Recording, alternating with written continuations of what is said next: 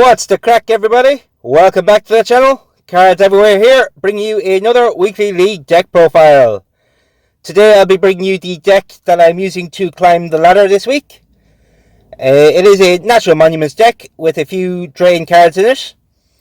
It's been working very well for me. I haven't lost a game yet, so I think this is what I'll be using to climb for now. I still might make a big stuff deck if this doesn't quite cut it at the higher ranks.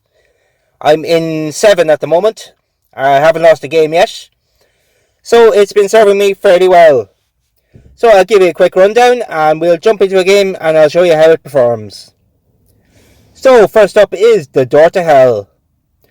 On the draw, your cards in hand burn 50 until played and gain 50 power this turn. Next is Zangzi Dangzia Landforms. On the return, if you are leading by 100 power or more, a random card in your hand gains 120 power until played. This is a fantastic card.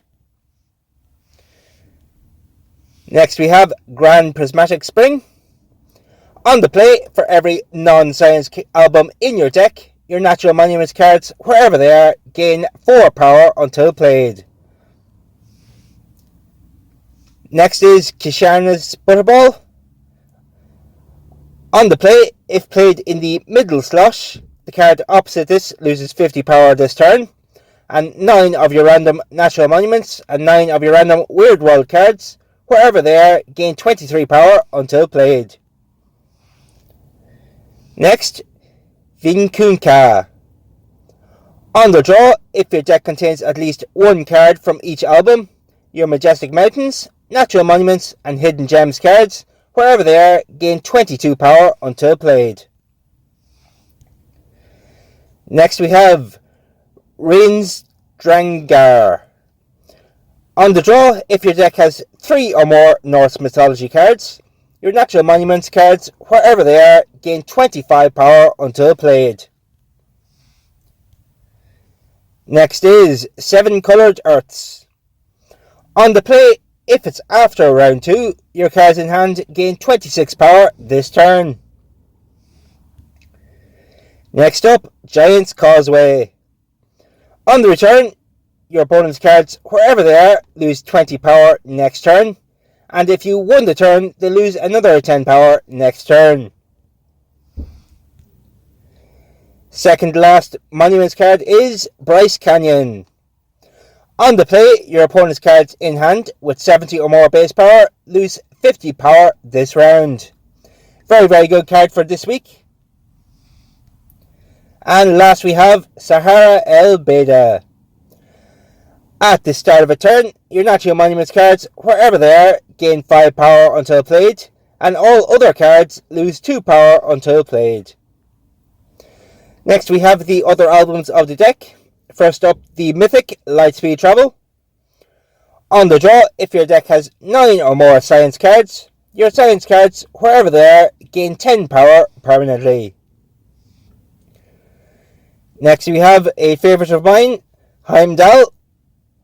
On the return, if at least 6 cards in your deck are from different albums, your cards, wherever they are, gain 30 power this round. Then we have Sakti. On the play, your Natural Monuments cards in hand gain 26 power for 2 turns. Next we have Idun. On the draw, if it's the first turn of a game, this card costs -4 permanently. On the play, if it's the first turn of a round, this card gains 60 power permanently. Very good card. Next we have some drain. We have General Sherman. On the play, your opponent's cards, wherever they are, with 50 or more base power, lose 30 power this round. Next is Tetsudo Formation. On the return, your cards, wherever they are, gain 48 power and cost +3 energy this round. We don't have too much of a problem with energy in this deck, so it is a very strong card. Second to last is one of my favourites, Arthur Pelura. On the play, your opponent's cards in hand with 45 or more base power lose 30 power this turn and the next turn. And lastly, we have Bobbit Worm.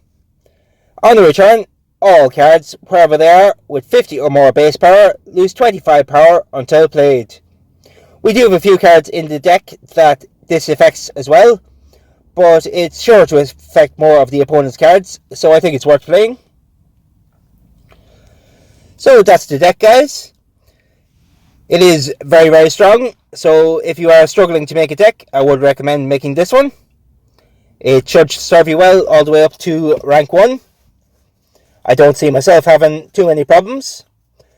There's a few big stuff decks that have come close to beating me, but they have yet to do so. So I'd say all around, well worth playing. And if you have any suggestions for the deck, don't forget to let me know in the comments. And like and subscribe while you're at it. Every bit helps the channel. So here we go into the first round. So we did get Tetsudo first. So we'll play Kishana, Giant's Causeway, and the Tetsudo formation for 130. Looks like the opponent is playing the Ancient Egypt. A very strong deck. We'll give the opponent a hello. So we're getting some nice little boosts, and the opponent will be losing 20 power to all its cards. So I think next turn Zangi will do some work. There's another little boost. So we'll go all out just to get the Zangi boost. And as you can see, Bryce Canyon doing very, very well. So we are easily ahead of the opponent now. The Egypt deck is slow to start off, but it does get very strong towards the end. So I think we can play a nice weak hand here. So we get the Bobbit Worm around, we get Lightspeed Travel, and we'll get the Sahara. Do we need to? I'll take the risk and go with just this hand. Looks like the opponent is relatively new. I don't know why they play a Tutankhamun without the corresponding card. Looks like they have a Sphinx and one of the eyes in hand. I think they would have been better off holding onto the Tutankhamun, or just playing the Sphinx and getting it around again. So here we are in round 2. We got the Idun. So we get the 60. We play the Heimdall and the Arthur Pelura to weaken all his cards again.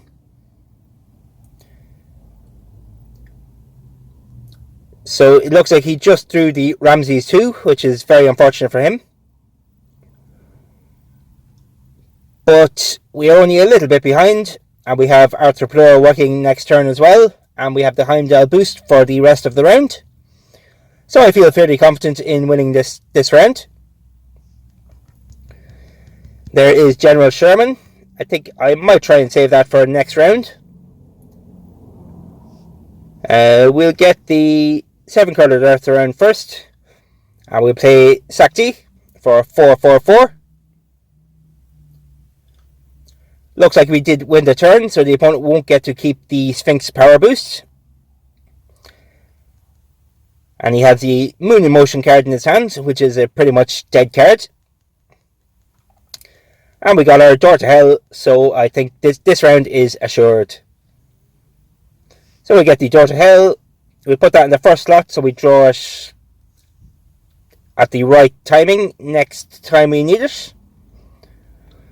And I think 7/4/9 will be more than enough to win the turn. There we have it, round 2 in the bag. And we'll go with General Sherman for next round. And we should have our Tetsudo formation around as well. He does have the arena bonus this time, but it's only the 10 bonus. So we played Sherman, Butterball, and Tetsudo. Sherman will do a nice bit of work. And the Tetsudo will give us a lovely boost for the rest of the round. As you can see, energy is no problem at all. So here we go. We will play a nice strong hand. 7-15, and Bryce Canyon should do a bit of damage to the opponent as well. Oh, it looks like it did not, but we're still well in the lead, and Zangi will get its boost to one of our cards. And it is the Sahara, so we will be playing our strongest hand we can next turn to assure the victory. So we'll play Sahara, Idun, and Arthur Pelura. And it is more than enough. So there we have it, folks. 3 rounds in a row. Absolutely no problem. So you can see the deck is very, very strong. So I highly recommend it if you can build it. If you don't have Lightspeed Travel, you can substitute it for another space card. Just the strongest one you can, maybe HD or maybe Terminator. Any of them will do. You will be missing out on the 10 permanent boost, but I think it will still work without it anyway. So that's the deck, guys. So be sure to leave a comment on what you think, and I will catch you later in the week. Cards everywhere, out.